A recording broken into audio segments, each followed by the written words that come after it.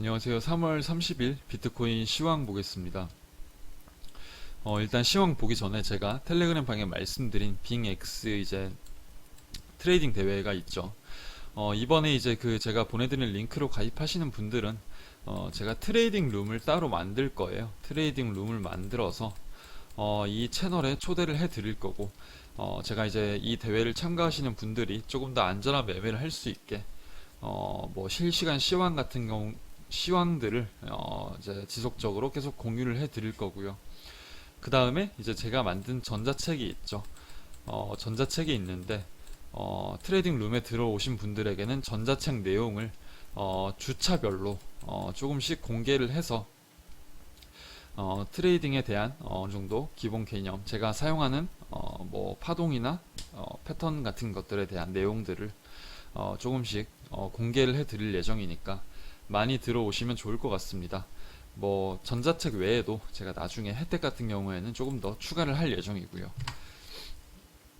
그래서 이제 제가 보낸 링크로 가입을 하시고 메시지를 주시면 될 것 같고, 그래서 1등은 7,000불, 2등은 2,000불, 3등은 1,000불 이런 식으로 인원에 비해서 굉장히 많은 상금이 걸려 있어요.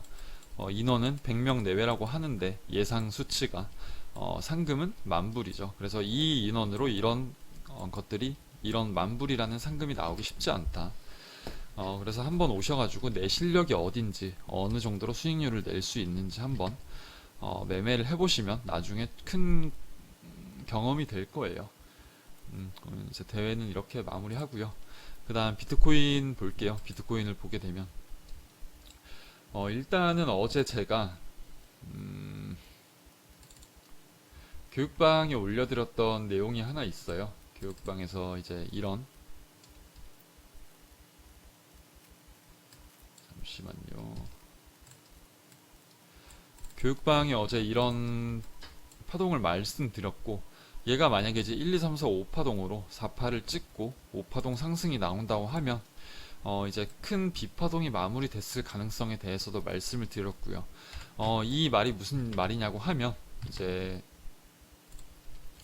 자, 저는 이제 파동을 일단은 이렇게 내려온 파동을 A파동, 그리고 큰 B파동이 이런 식으로 A, B, C로 완성이 됐을 수도 있다라고 생각을 하고 있고요.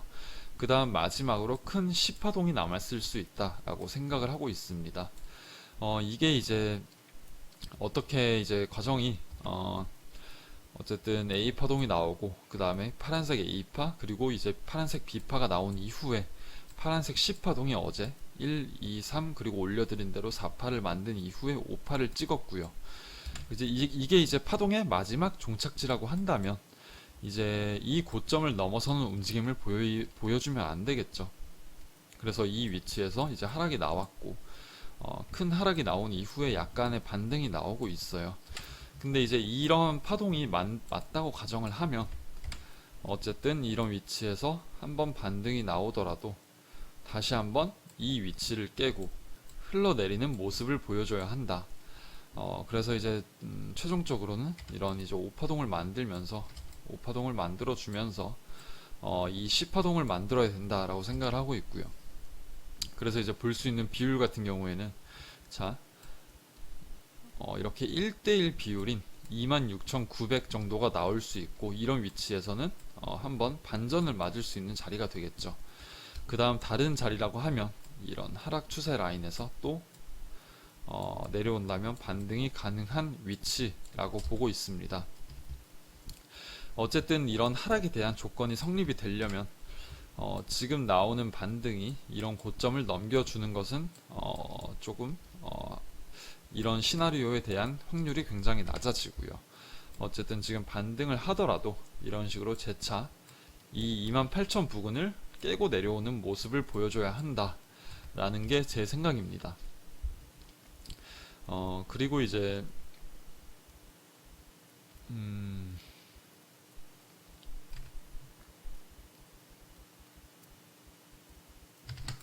자, 크게 봤을 때 지금 이런 상승이 나왔고 이러한 기간이 걸렸어요.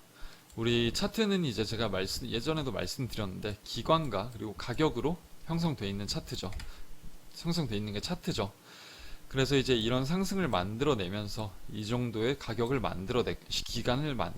기간이 걸렸고, 그 다음에 이 위치에서부터 조정이 시작되고 있는데, 상승폭에 대한 조정폭이 그리 가파르지 않았어요. 가파르지 않았고, 그렇다면 이 조정폭이 가파르지 않았던 만큼 기간이 걸리면서 조정이 형성이 될 수 있겠죠. 그래서 이걸 기간 조정이라고 하는데, 이런 기간 조정이 형성되고 이 힘을 다시 한번 응축을 해야 다시 한번 이런 상승 추세를 이어나갈 수 있다 라고 생각을 하고 있고요. 그래서 만약에 이런 파동으로 A, B, C로 빠진다고 하면 이런 기간도 어느 정도 충족이 되는 자리가 될 것 같습니다. 이런 기간도 충족이 됐고 다시 한번 힘을 응축해서 재차 상승 추세를 이어나갈 수 있는 자리가 될 수 있다라고 볼 수 있을 것 같고요. 그래서 저는 아직까지는 뭐 26,000 뭐 이런 라인에서 대기를 할 예정이고요. 그 다음에 비트코인 도미넌스를 보게 되면, 자, 다시 한번 얘가 꺾여줄 수도 있는 모습을 보여주다가 다시 한번 이런 추세를 뚫어주면서 비트코인이 다시 한번 흡성을 하고 있어요. 그래서 아직까지는 비트가 주도를 하고 있는 장이고, 이더리움 장은 조금 더 기다려 봐야 될 것 같다. 이더리움이 주도하는 장은 아직까지는 오지 않을 것 같고요. 얘가 조금 더 흡성을 끝이 나고 한 파동 더 올라간 이후에 빠지면서 이더 장이 올 수 있지 않을까라고 생각을 하고 있습니다.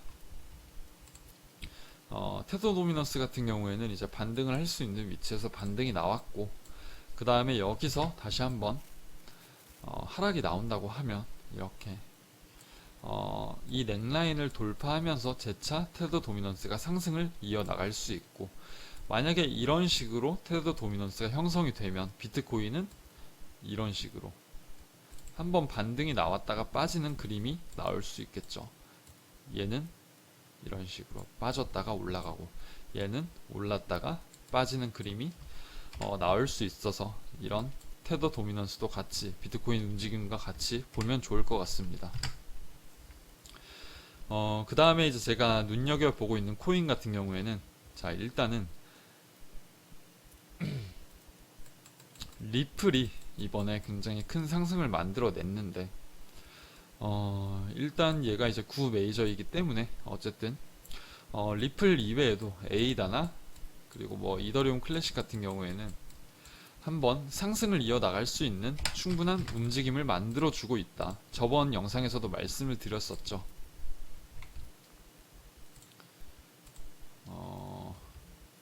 에이다 같은 경우에는 이제 이런 하락 추세 라인을 뚫어주면서 한번 지지 테스트를 겪은 상황이고, 비트가 만약에 한번 올랐다가 재차 하락을 한다고 하면 얘도 이런 위치까지 재차 하락이 나올 수 있다.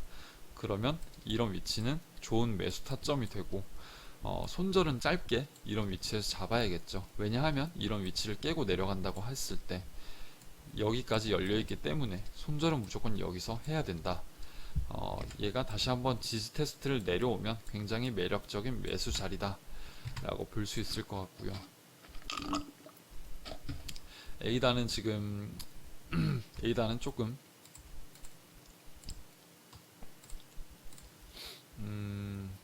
크게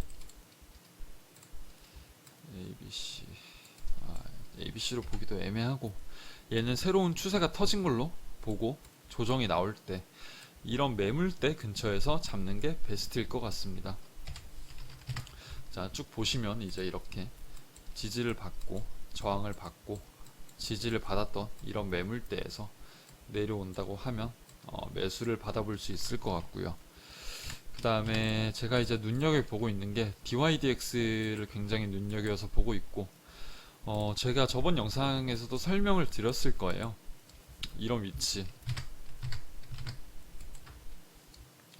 자, 이런 추세 라인을 뚫어줄 때 돌파롱을 잡아볼 수 있다라고 말씀을 드렸고, 그 다음에 돌파롱이 나온 이후에 약 이제 뭐 10%밖에 오르지 않았지만 어쨌든 수익이 나서 익절을 했고요. 저는 여기서 익절을 했는데, 그리고 이제 재차 조정이 나왔을 때 이런 저항의 역할을 해오던 자리까지 다시 한번 떨어지면 매수를 받아서 이렇게 끌고 갈 수 있는 자리가 될 수 있다. 그래서 저는 DYDX 같은 경우에는 지금 이 자리를 기다리고 있습니다. 이 자리에서 지지 테스트를 마친다고 하면 재차 이런 위치 혹은 그 위를 넘어서 여기까지도 닿을 수 있기 때문에 이런 관점을 보고 있고요. 그래서 지금 어쨌든 지금 굉장히 장이 어려운 건 맞아요. 굉장히 어렵고 지금 이제 떨어지면 오르고 떨어지면 오르고 뭐 이런 식으로 지금 이더리움을 보면 조금 더 체감이 되는데, 어쨌든 뭐 떨어지면 오르고 떨어지면 오르고 터치가 누적돼서 롱을 들어가려고 했는데 또 돌파 롱을 시도했더니 쭉 떨어져 버리고, 그러니까 굉장히 지금 어려운 장이에요. 지금도 여기서도 그냥 이대로 꼬꾸라져 버리고 여기서 다시 한번 올라왔는데 다시 꺼져 버리고, 그래서 이제 이런 박스권에서는 굉장히 털려 나가는 사람들이 많고요. 그래서 지금 이런 장에서 이런 데서 괜히 매매하는 것보다는 저처럼 한 파동 내려왔다고 가정을 했을 때 이런 박스권의 하단에서 매수를 받는 게 조금 시드도 보전하고 멘탈도 지킬 수 있는 그런 매매가 되겠습니다. 어쨌든 저는 이제 최종적으로 뭐 26,900 비트는 이런 자리에서 기다릴 예정이고요. 이더리움도 이런 위치까지 빠지는 것을 기다렸다가 매수를 들어갈 예정입니다. 오늘 영상은 여기까지 하겠습니다. 감사합니다.